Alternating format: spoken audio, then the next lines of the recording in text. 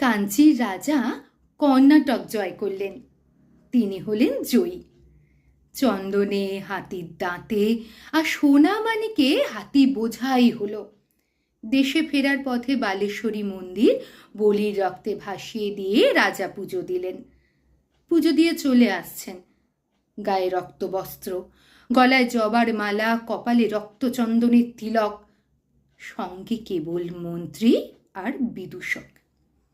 এক জায়গায় দেখলেন পথের ধারে আমবাগানে ছেলেরা খেলা করছে। রাজা তার দুই সঙ্গীকে বললেন, দেখে আসি ওরা কি খেলছে। ছেলেরা দুই সারি পুতুল সাজিয়ে যুদ্ধ খেলছে। রাজা জিজ্ঞাসা করলেন, কার সঙ্গে কার যুদ্ধ? তারা বললে, কর্ণাটের সঙ্গে কাঞ্চির।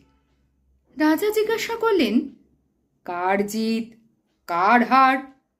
ছেলেরা বুক ফুলিয়ে বললে, কর্ণাটের জিত, কাঞ্চির হার। মন্ত্রীর মুখ গম্ভীর হলো। রাজার চক্ষু রক্তবর্ণ। বিদূষক হা হা করে হেসে উঠল।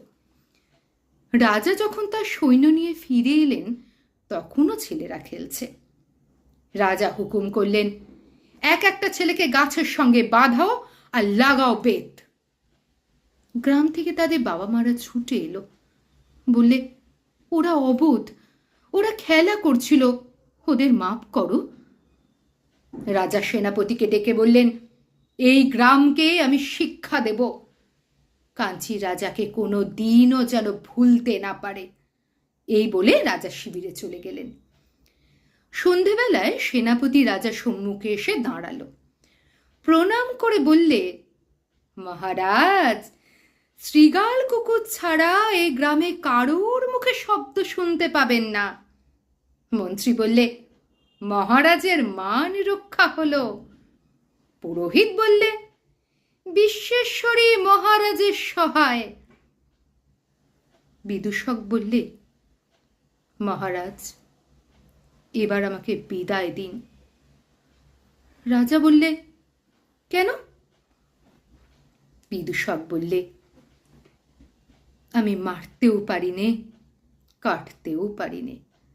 বিধাতার প্রসাদে আমি কেবল হাসতে পারি। মহারাজের সভায় থাকলে আমি হাসতে ভুলে যাব। নমস্কার। আজ কবিগুরুকে স্মরণ করে আমার একটা ছোট্ট নিবেদন। বিদূষক, রবীন্দ্রনাথ।